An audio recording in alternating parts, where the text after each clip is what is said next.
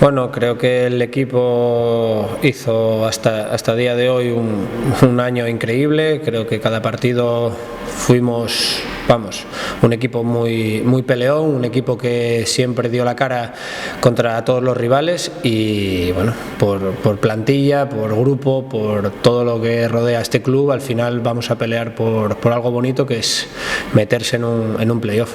Bueno, creo que el Salamanca al final, vamos a jugar a su estadio, un estadio emblemático, el Mántico va a tener una buena entrada. Yo por suerte tuve la suerte de jugar allí y creo que va a ser un partido bonito, un partido donde nosotros nos estamos jugando mucho, donde ellos vienen de una dinámica muy buena, que es sumar 2 victorias seguidas en la misma semana, y creo que va a estar interesante y ojalá podamos traer los 3 puntos. Tengo un enorme recuerdo del club, creo que es un gran club, creo recordar que es el que más socios tiene de la categoría, entonces eso dice mucho del equipo al que nos vamos a enfrentar. Creo que tenemos que afrontarlos de la misma manera que estábamos afrontando el resto de los partidos. Creo que entrenar esta semana como íbamos haciendo hasta ahora, el estar el mayor número de jugadores disponibles para competir y